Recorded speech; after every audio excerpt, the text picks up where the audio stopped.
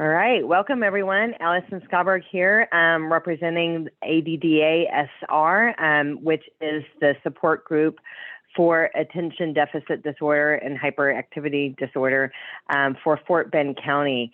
So if you're joining us for the first time, we're really glad you're here. This mothership, ADDA-SR, was founded in 1987. They do have support groups all over the greater Houston area, all over Texas. They're really all over the country.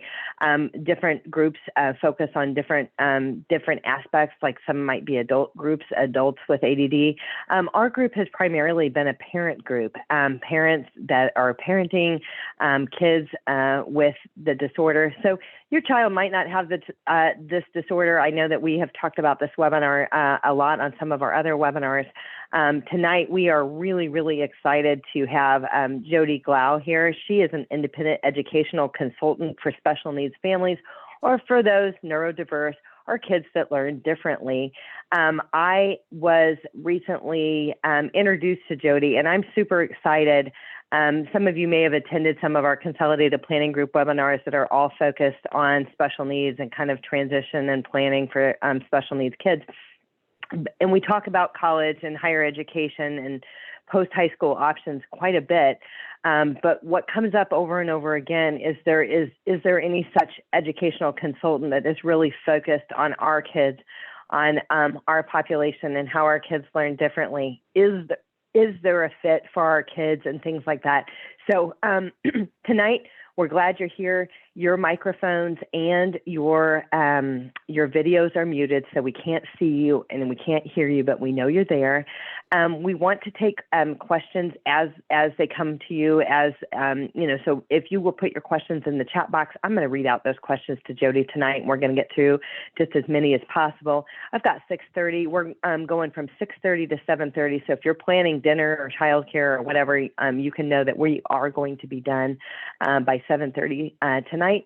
Tonight's meeting is being recorded. So tomorrow you guys will get an email with a link for the recording, Jodi's contact information, and also Jodi has agreed to share her slides with us as well. So if you're, you don't necessarily have to take all the notes that you were thinking of. As far as the ADDA support group, we used to meet face-to-face. We used to meet at the Sugarland Baptist Church, and of course that was pre-pandemic, and we have been meeting by Zoom ever since. It costs $40 a year to join the group. You're never required to join, but the support group does have big conferences and big speakers that come in from all across the state, various times of the year, that may be helpful to you in your journey with your child and loved one. So having said that, Jodi, welcome. Thank you for being with us tonight, and I'm going to turn everything over to you. Thank you. Thank you again for having me. I know that there are also a few people coming in from different parts of the United States. I'm from the Washington, D.C. area, so I know there's some coming in from there, and we're 7:30 here, so I hope you all have, for people on the East Coast, I hope you've been fed, Central, getting ready for dinner. Basically, I just wanted to start with our first slide, which kind of gives like a kind of fact or fiction about the college admissions process. Just to give you an idea, a lot of people are, aren't sure what is truth and what isn't. So fact or fiction, a student must disclose a disability on their application. This is fiction. Students do not ever have to divulge disabilities on an application. Many times I suggest to families that if they're looking for a specific program, that is probably a good time to share that information in specific areas. But once again, it is not required, but sometimes it does help explain application discrepancies, such as test scores or other sort of social activities.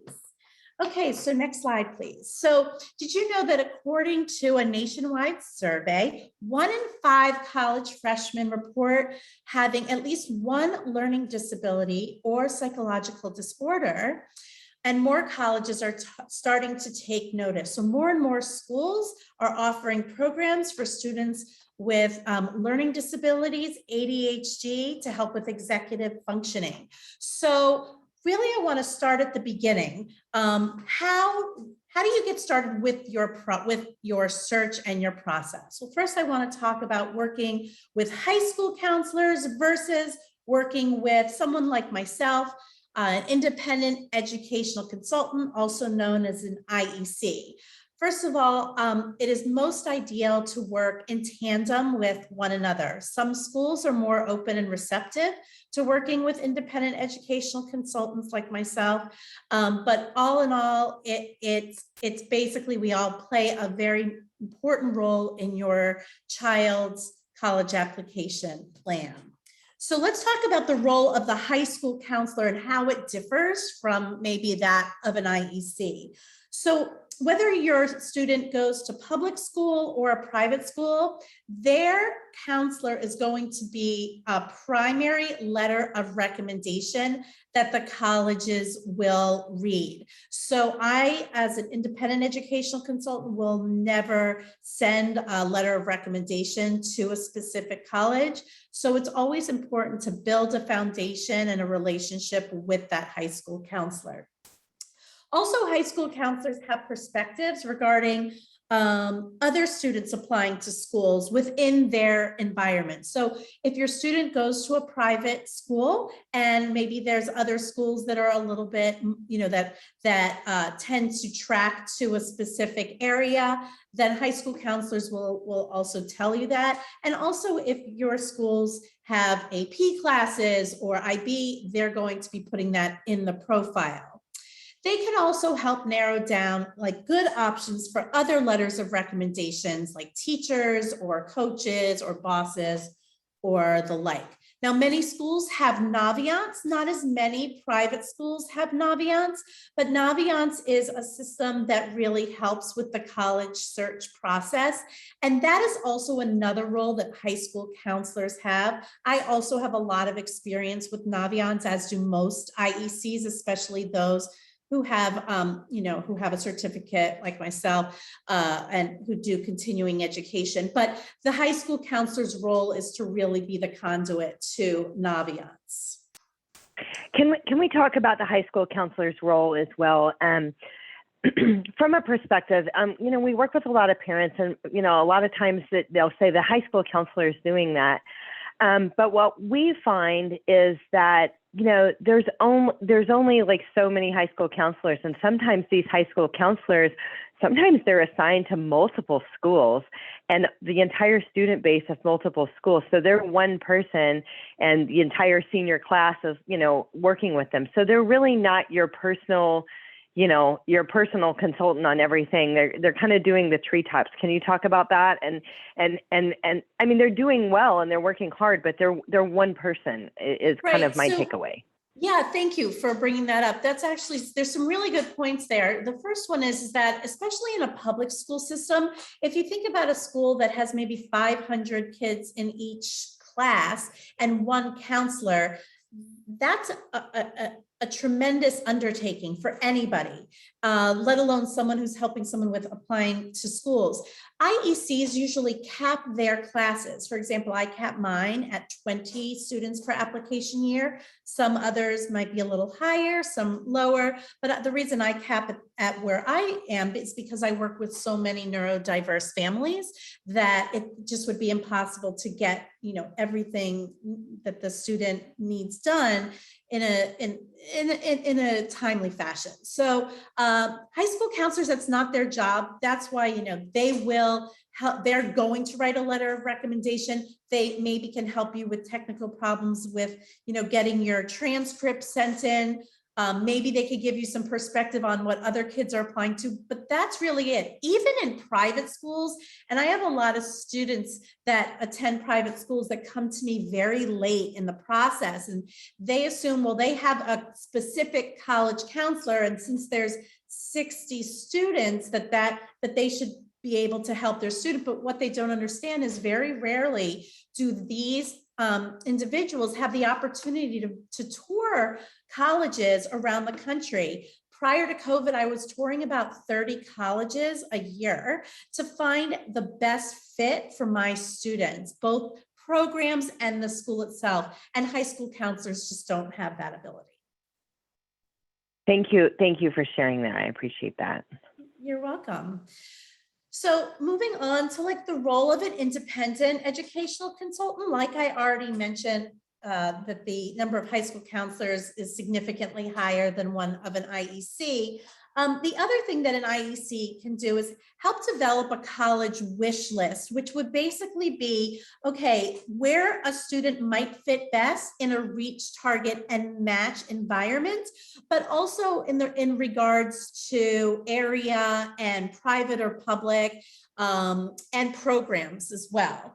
So my goal is to help you find and compare schools that would be a good college fit. And you might hear me saying this phrase throughout the presentation, good college fit. Most IECs will also help students with their personal statements. So personal statements are what also is known by many as the essay. And that's really a narrative about a student. And that usually is sent to all colleges, whether it's on the Common Application or Apply Texas or anything like that. So also IECs help with supplemental essays and make sure that the applications and the essays rise to the top of a very competitive pool. Finding the right school and lowering stress. And as we all know, students with ADHD and ADD, sometimes stress and executive functioning go hand in hand. And my job is to spread things out so that when the busy season comes, which is usually August 1st, the stress isn't as intense as if they had waited till the last minute. One thing, Jodi, here with the essays, I think that the value of an independent consultant on the essays is it takes that responsibility off of the parent's shoulder with their adversarial teenager that doesn't want to hear what their parents have to say or like what they have to say on their essays. It kind of gives an independent perspective for somebody that this is what they do and they're working in this. And I guess my student took it more to heart, which was good, and it was valuable. So it is valuable to do that. But one of the things that I would say on the essays too, so if you have a child, maybe they're not a senior yet, maybe they're a junior, those essay topics come out relatively early. So when they finish the school year, it was part of our summer plan to work on the essays, that we're going to have our essays done by July 15th. And there were tears and it wasn't pretty, but we did get them done. And we weren't starting the senior year with all of those classes and all the stresses that are coming with the senior year and trying to knock those essays out at the same time. So do you have any thoughts on that? And is there still 3 essay topics right now? There's actually, depends on which schools, but like, so Common App has actually 7 options. And the last option is basically write about anything you want. In my process with writing essays, I actually don't even introduce a prompt to a student because it really doesn't matter what the prompt is. Their writing will fit somewhere. I actually start working on personal statements second semester, junior year, unless a student is involved with an activity that really is all consuming, like a spring sport or theater or something to that effect. Then we really do push it off to the summer, kind of like you said. So one more thing before we move on here. So if I'm a parent and I have a kid that's a senior right now or has already graduated and I'm feeling a little bit behind the power curve, can you still help me? If I'm late to the party, can you still help me? There's many schools that don't have deadlines until the late spring. Of course, the college options are, they get tighter and tighter the further into the school year that you go. In fact, November 1st is the first major deadline for college applications. Early decisions from many schools, early action, priority decision, all of those are generally around November 1st to November 15th. However, there's so many schools that have rolling admissions, that have January 1st deadlines, even have admissions all the way through April. Decision day is not until May first. So there is that opportunity. Many students come to me after doing a gap year, which we're going to talk about in a little bit, and we start working with them, you know, after taking a time off from school, which is also another possibility. So let's talk about finding the right fit. So students with disabilities and learning differences may want to take advantage of certain programs. And there are 3 basic tiered programs. The first one is basic support. These are going to be across the board. These are accommodations that meet with federal mandate, that requires reasonable support. These are limited programs like extended time, maybe priority registration, something to that effect. Then a tier 2 is coordinated services. These are specialized services that with proper documentation can include no-cost tutoring, life skills classes, maybe assistance with note-taking. Even sometimes certain technologies will fall into the coordinated services. Tier 3, these are more structured programs. They offer the most comprehensive programs and they're proactive. These are usually run by staff members with specialized training, and a lot of times they can be phased out over time. So maybe they're more intense freshman and sophomore year of college, then maybe less junior year and even less senior year, because most oftentimes students get a little bit more used to the surroundings, and help also with transition. So a lot of these structured programs are really good in those areas. So let's go back and just revisit the different supports real fast. So next slide, please. Let's talk a little bit about the basic support. This is what I was talking about that comply with ADA regulations.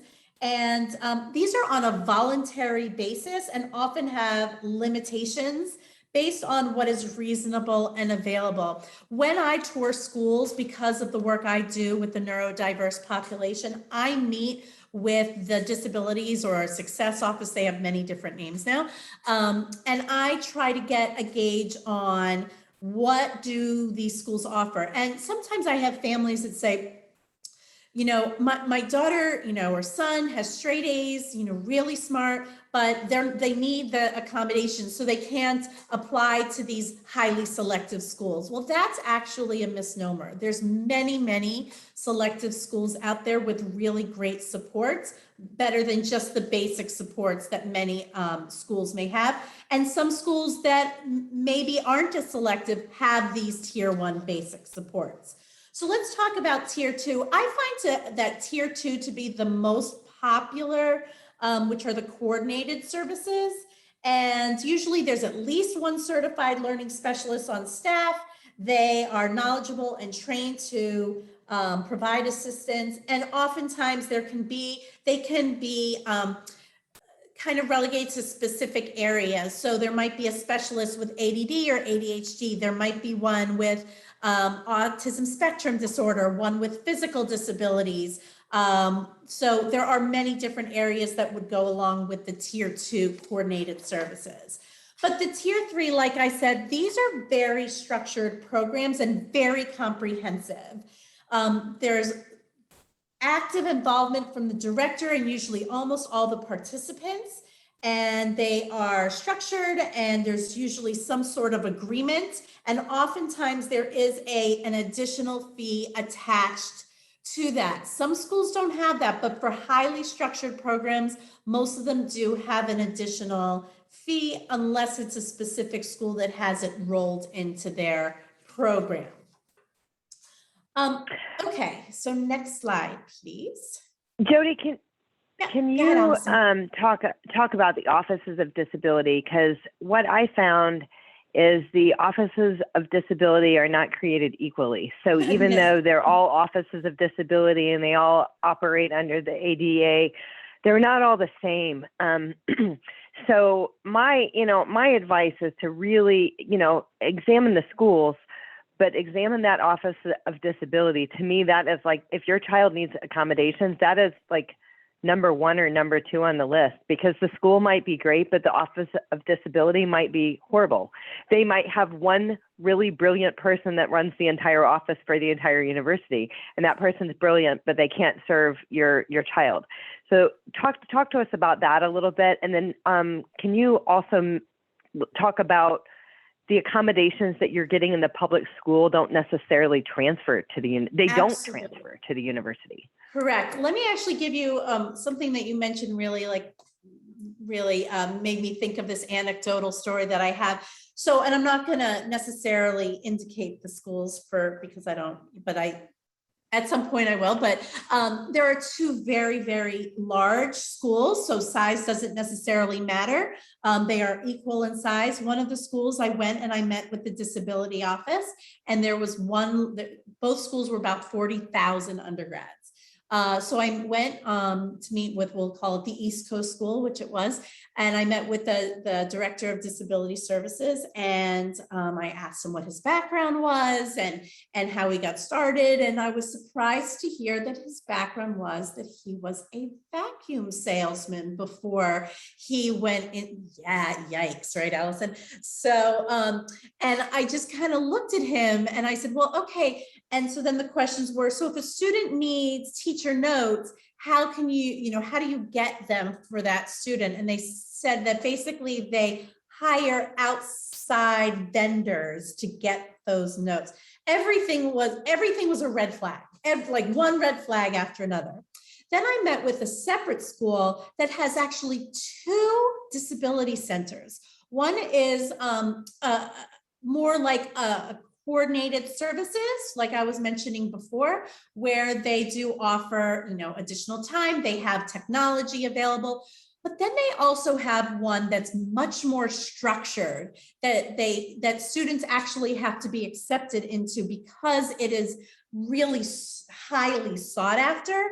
And in these programs, not only are there programs to help with executive functioning and tutoring, but they're done on a one-on-one basis. And this is a school of 40,000. So the difference with just those two schools with they're both, big rah-rah schools, both the same size, it was night and day. So it's really critical to find out like what programs that they offer, and making an appointment to speak with the disability office beforehand is critical. Allison, you asked the question about how do the high school accommodations translate?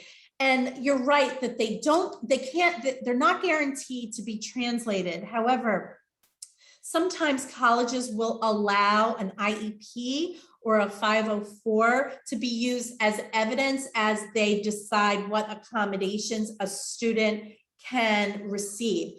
Unfortunately, until a student is committed to a school, no one in the disability or accessibility office will guarantee any sort of accommodations unless it's a tier 3 structured program. And also on some of those accommodations, really thinking about what your child needs, like do they have the executive functioning issues? Do they need audio books, voice to text recognition software? Are there certain things that have helped your child be successful in school? Is it Dragon Speak? Is it Learning Ally? All these different types of, supports.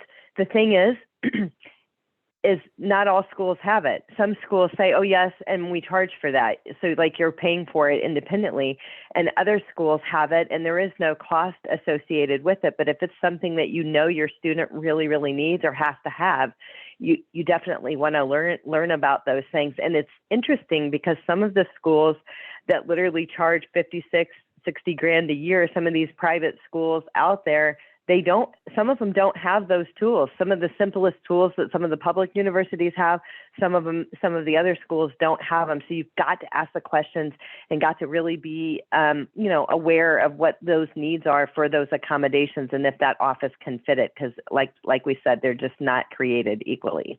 That's right. That's right.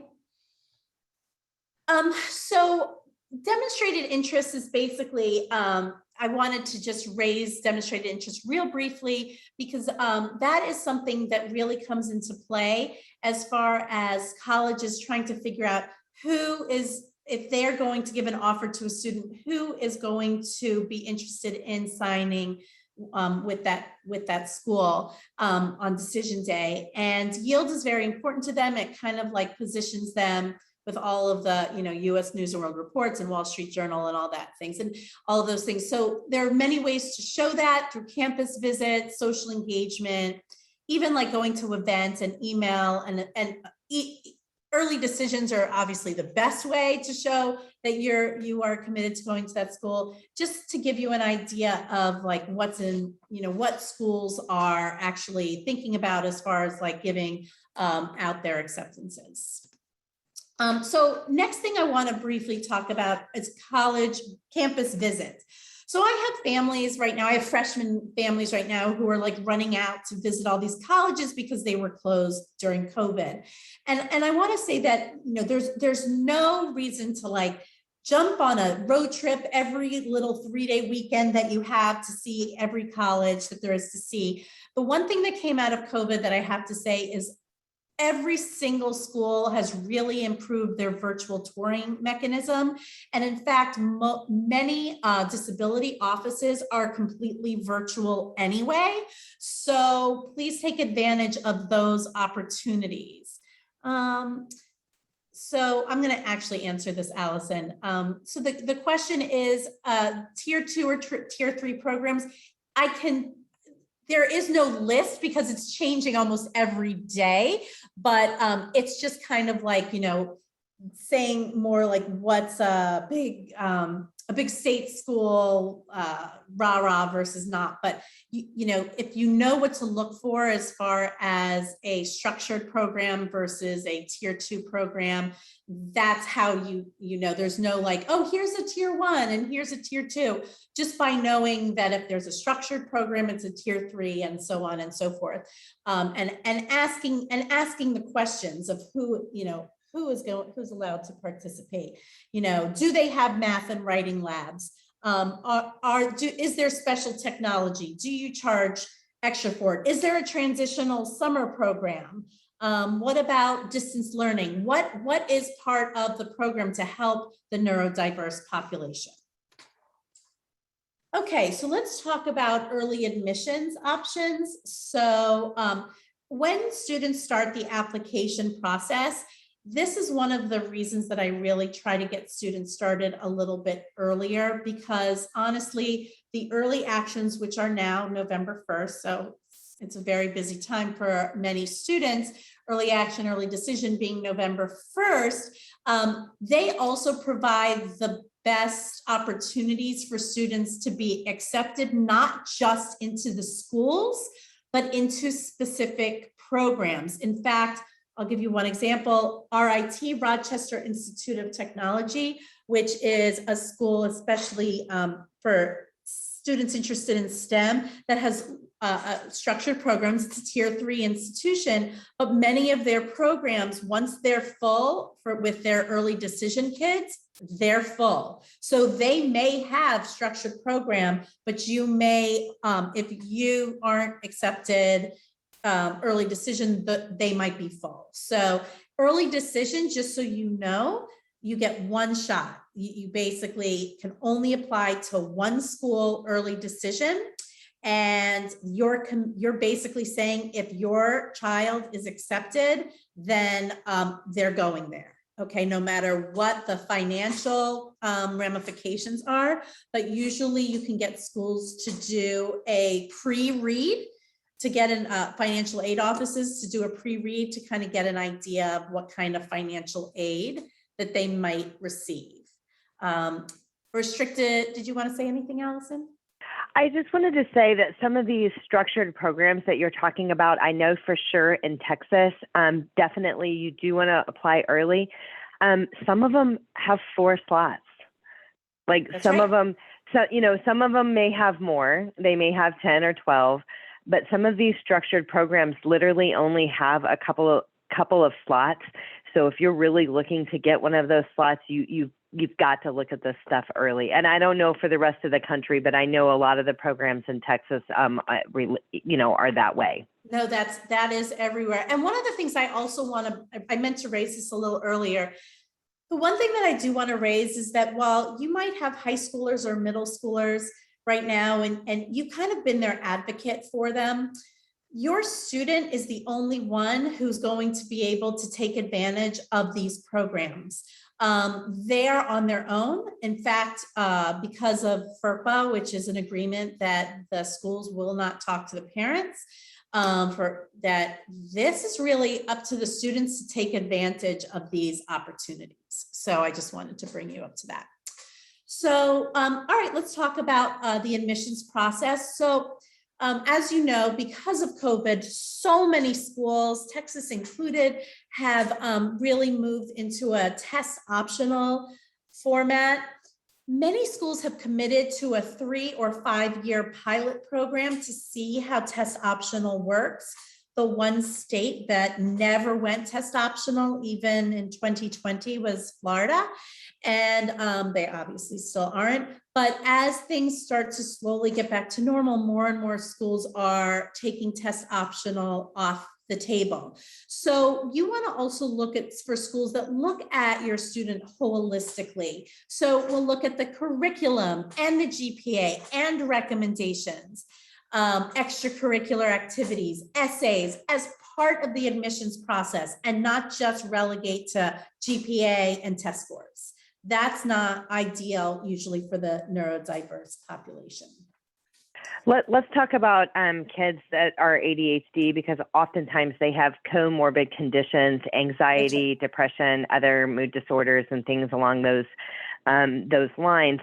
So if you have a student that is not going to go to the university first, maybe they're going to go to the community college first.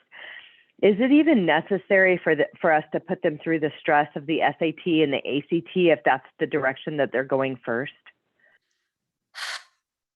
So this might be a little controversial, but I used to be a professor in a community college. And one of the things that I really want to say is that if you're sending a student to community college because they have a learning disability or anxiety or whatnot, and you think community college might be an easy stepping stone, think again. One of the problems with community college is that they rarely have the resources that many of the larger state public schools have, or even some private schools. The answer to what Allison brought up is a really fair point, is if testing is going to stress your student out, there are enough colleges, even ones that aren't community colleges, where they never have required tests to begin with. I mentioned Rochester Institute of Technology. There's Lynn University. I mean, I could go on forever. Like, there's literally hundreds of test optional schools that have been test optional, and some of them are highly selective schools like Oberlin that have never, required them. Union University, none of that.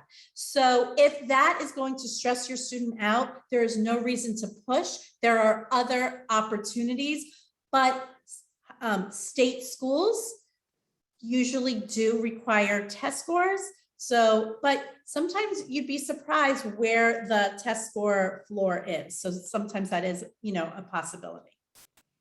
So one of the things that we run into with the neurodiversity of ADHD and kids that are on the high functioning autism spectrum is a lot of times our children, from a maturity perspective, they might be 2 to 4 years behind their peers.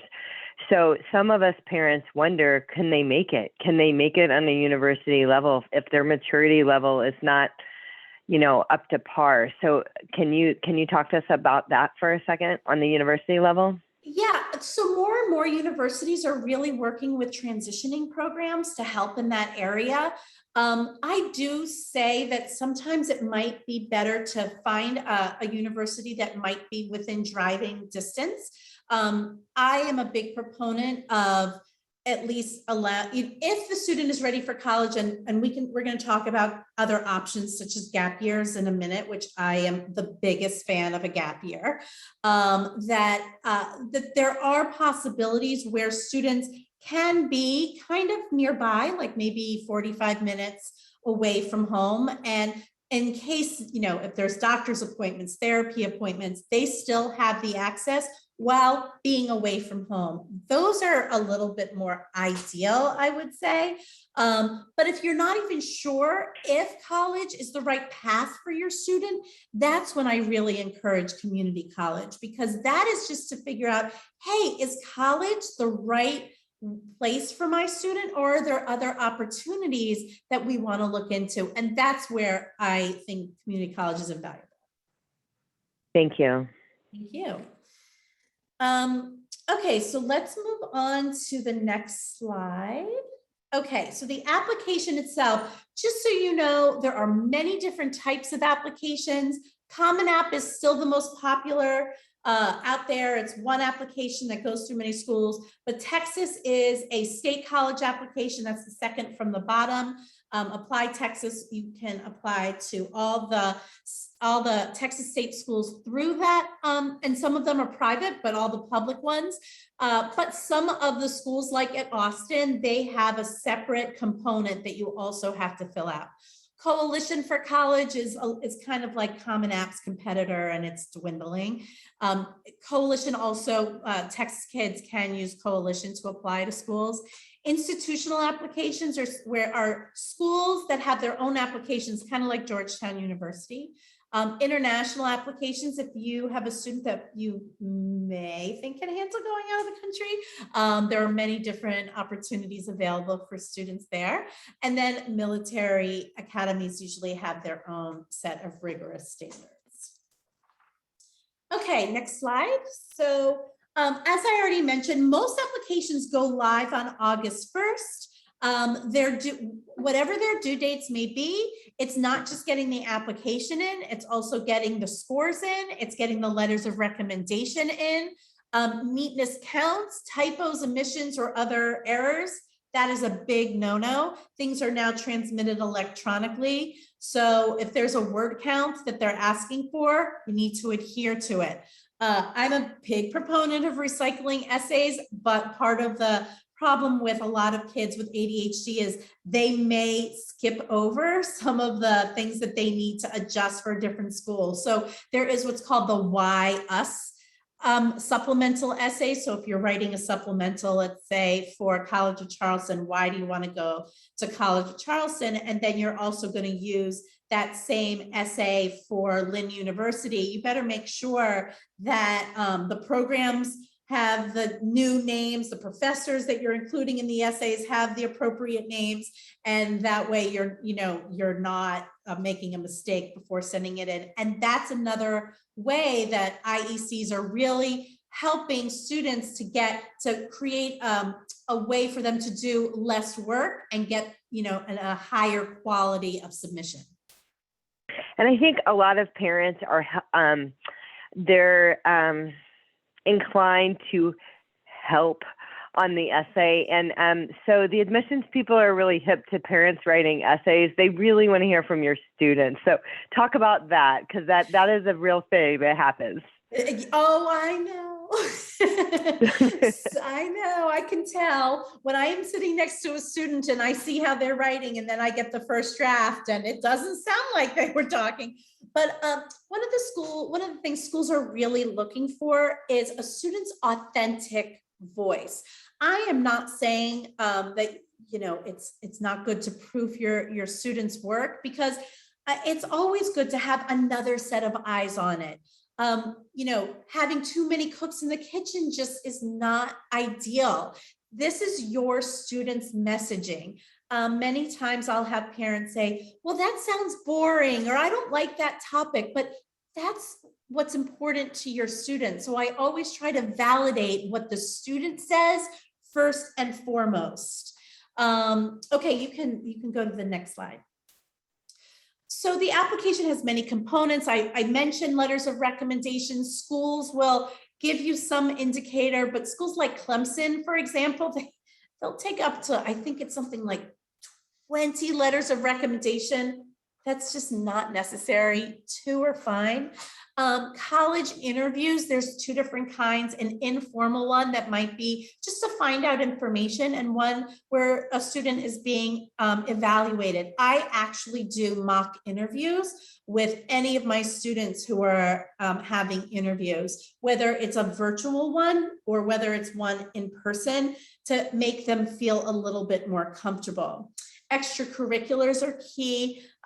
When you work with an IEC, most of the time they'll start the student with developing an academic resume to kind of show like, hey, what do you have out there now? And how can we really supplement your profile to make it even better than before? So let's talk about essays. So like I already mentioned, the personal statement, there's also, which goes to everybody, and it's 650 words. And it's I always giggle when students first say, I'll never be able to write 650 words. And I look at them, I'm like, you're never going to be able to get it down to 650 words. Most of the time, the first drafts of essays I get, they're 2,000 words. I'm like, okay, so here's where we're going to cut. And they're really a story about the student. And sometimes it's hard for students to write about themselves a little and be open and vulnerable, a little bit more challenging for neurodiverse kids, and even the most challenging for neurodiverse boys. So then there's supplemental essays. There are many kinds of supplemental essays. I already mentioned the Why Us essay. There's also ones like the Why Major, Overcoming Obstacles, choosing if you can create a class, any of those. Some schools have short answer questions, and it's really about getting to know the student quickly, but many different aspects of it. And then I want to bring up the optional essay. So I had a student come in the other day and I said, well, I noticed that you haven't submitted this essay. It's due. And she says, well, it's optional. And the truth is, if an essay applies to a student, it is not optional. Now, there are some essays that might not apply. So sometimes if a student has switched schools, they're going to need to write maybe a quick 250 blurb about switching schools, but that's optional if a student obviously hasn't switched schools or something to that effect. But otherwise, optional is never optional. So the next thing we already touched on as well are other options, and these include gap year programs. Big fan right here. I do a lot of gap year program work. My gap year programs, my gap year placements, usually I start working with families in January to place them for the following year. Gap year, there are just more benefits than there are drawbacks. But of course, it's not necessarily about it's not all about fun and games and traveling the world, especially of course not during COVID, but there are structured programs that actually allow for students to maybe learn more about how to learn in college, and also learn about themselves, both socially and educationally. And maybe work-wise, there might be another opportunity to do some community service work within the United States or abroad. I'm also a big fan of AmeriCorps. I have many students do AmeriCorps just to kind of learn some adulting skills and figure out who they are and how to and where they want to progress in their educational journey.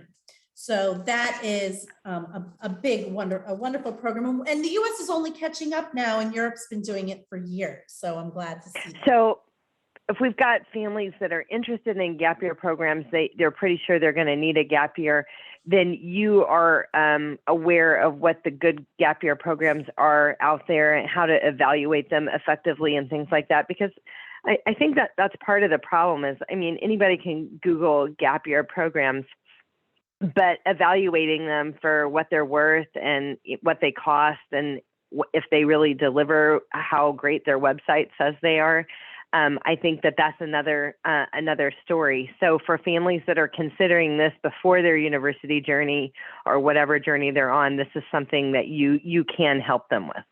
Absolutely. And I do want to say that the gap year fairs they were virtual for the last 2 years. There were actually some wonderful virtual gap year opportunities in 2020 that, the programs pivoted, and I had a couple of them take advantage of them. And while it wasn't, of course, ideal, it did give them an extra year to really kind of find themselves and to almost like re-energize. So there's many different types of gap year programs.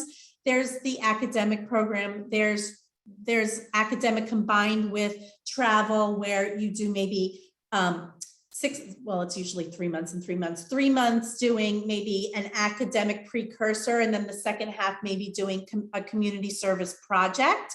And then there's even some that are more therapeutic based.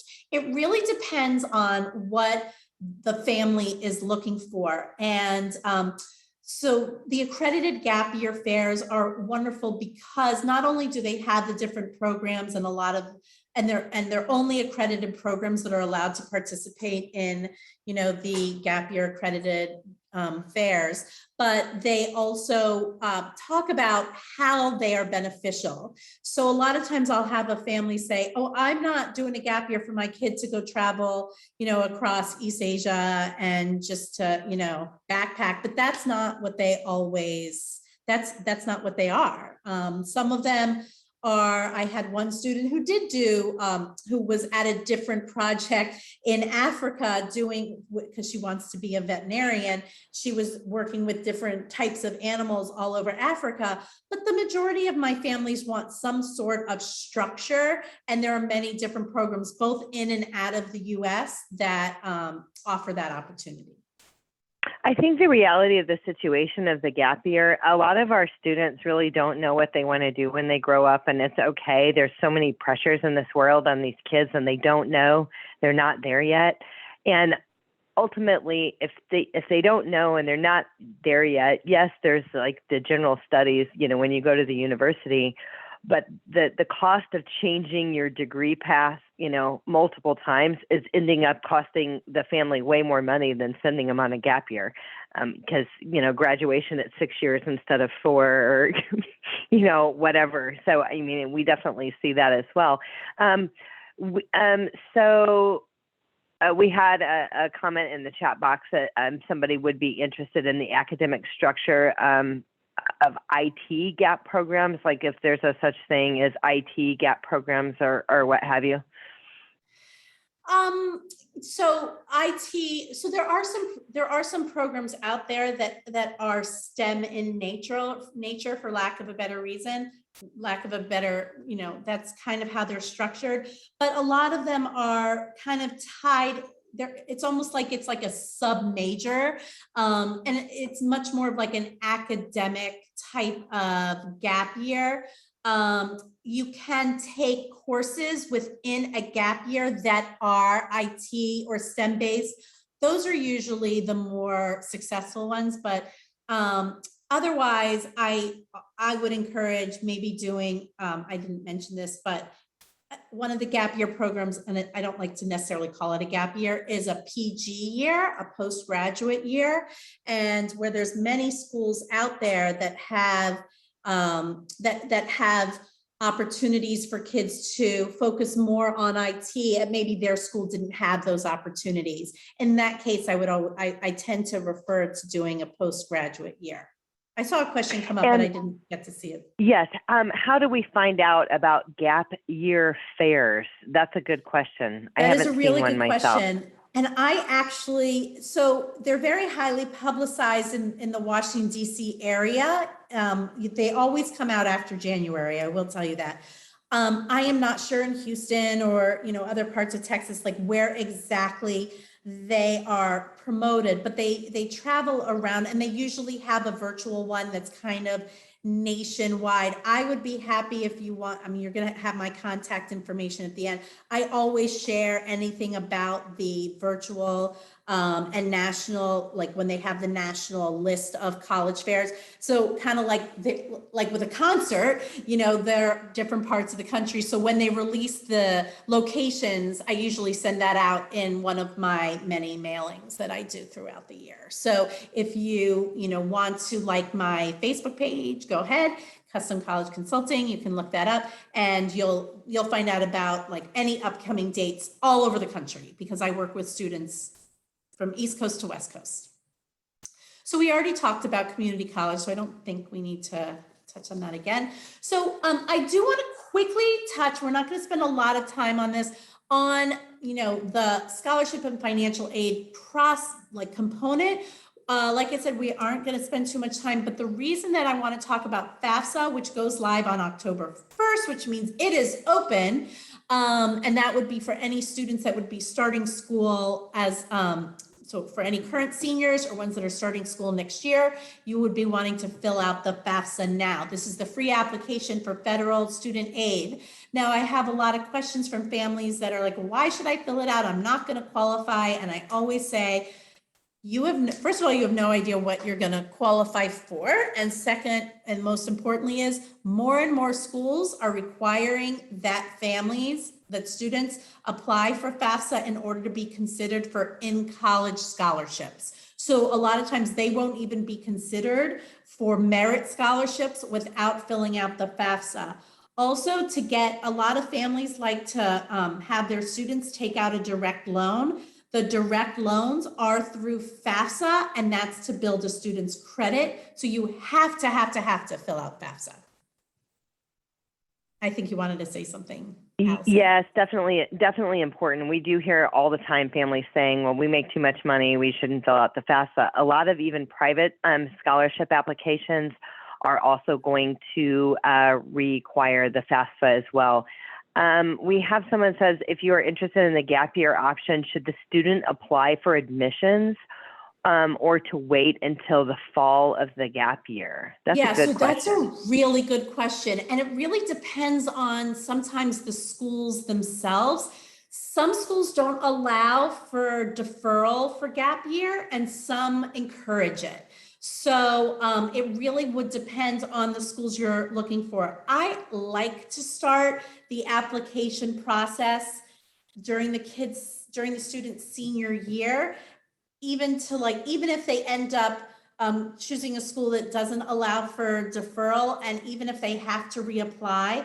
Because the truth of the matter is that if a student does a gap year and maybe they even weren't accepted to their top choice school, by showing that they're reapplying only shows to the admissions people, while this person really wants to come here, they've done additional work on themselves to get here, and they're going to take a second look. So the answer might be both, if that's, unfortunately, probably not what your student's going to want to hear.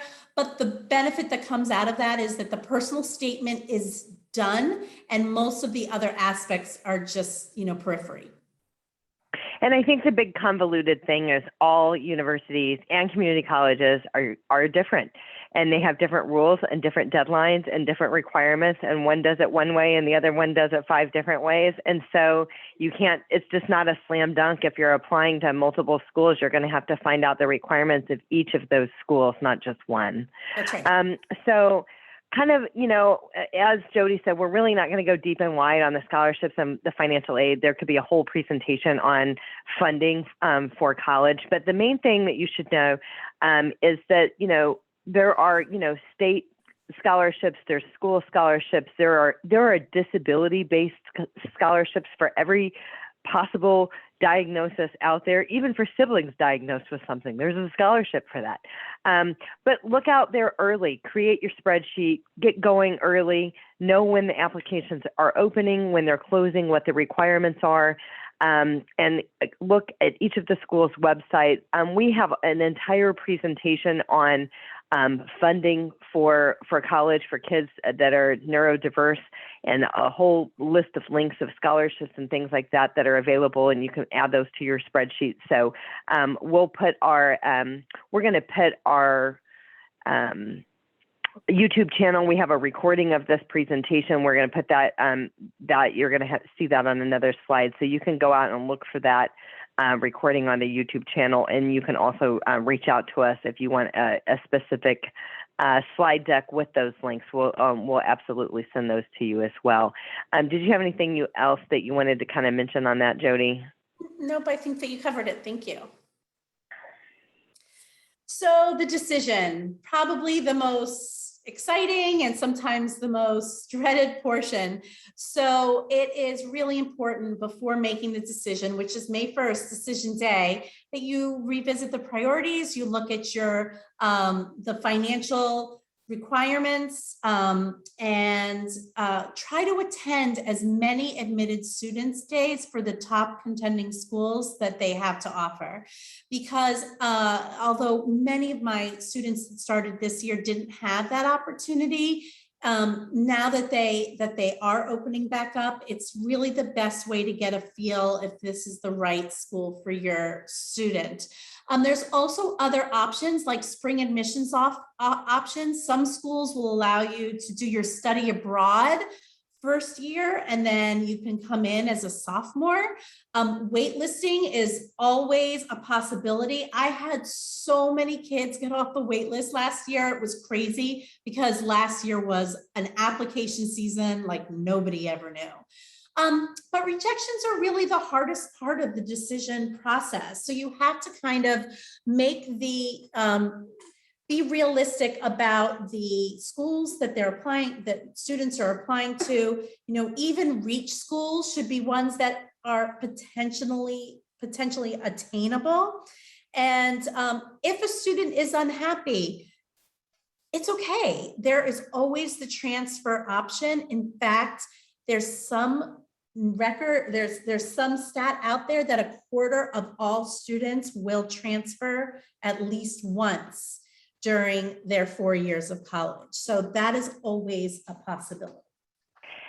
Early decisions. You talked about you can only make that early decision with one school, and I've heard before that if you say yes early, then they know they got you, and you're not getting a good deal as far as paying for school.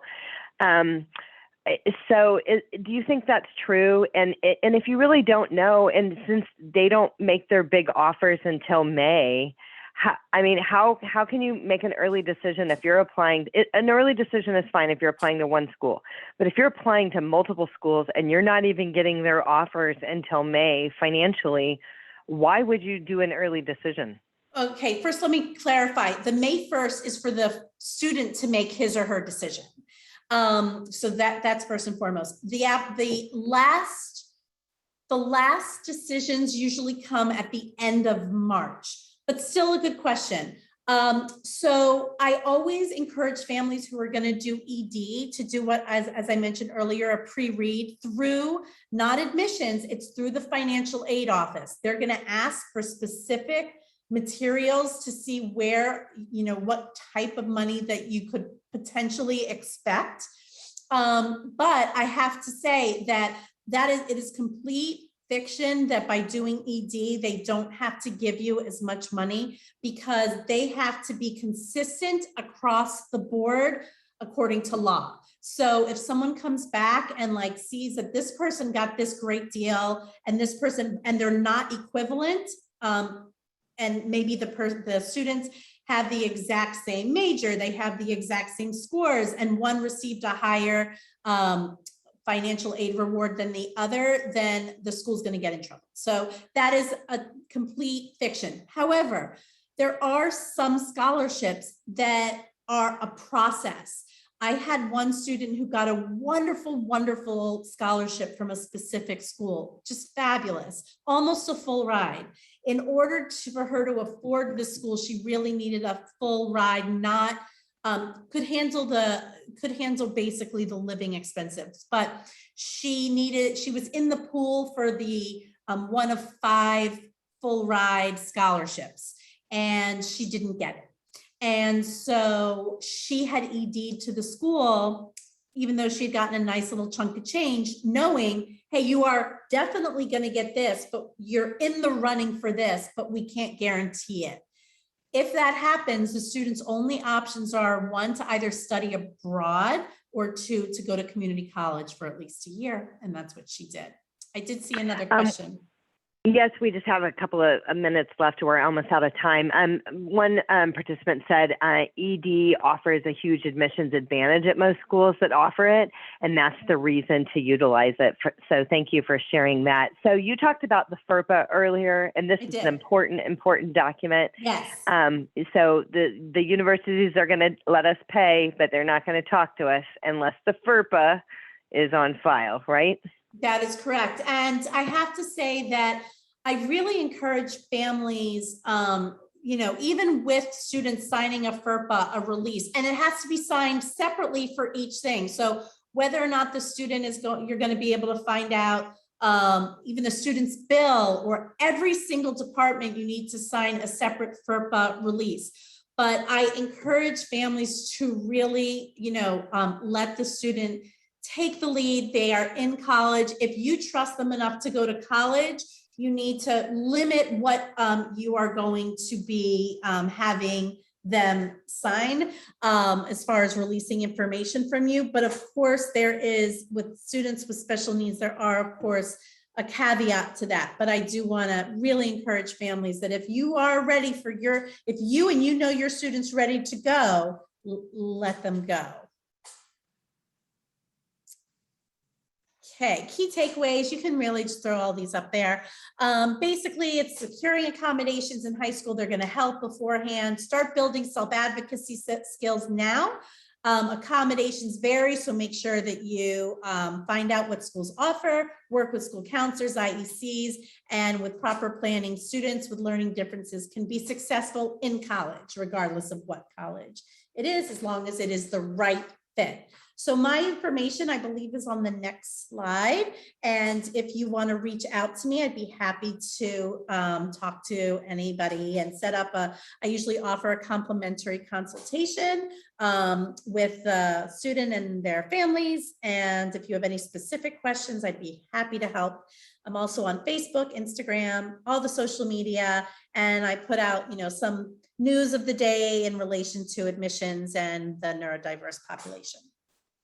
Awesome, Jodi. Jodi, thank you so much for joining us. Me. We do need your help. We do need your services. So people can have a free consultation with you if they so choose, and you can talk about the services that you may be able to offer, their unique situation for their student, and you can talk about the cost associated with that, how you work, how it all works, how it all comes together. So thank you for that. And thank you for working with our population. We need help. And all of the, the independent educational consultants out there, most of them are not focused on kids that learn differently. So we definitely do need your help. Right here is the contact information for us as the ADDA support group for Fort Bend County. I mentioned the YouTube channel that has a whole presentation about funding in college, college for the neurodiverse. So you can check that out on the YouTube channel. I think we will post this on our YouTube channel tomorrow as well, tonight's meeting. And thank you again, Jodi. Thanks for being with us. We're definitely going to have you back because I know you could talk on a whole host of topics surrounding this. So thanks everyone for spending an hour with us tonight, and we hope that you will join us again. So have a good night, everyone. Take care. Thank you. Take care.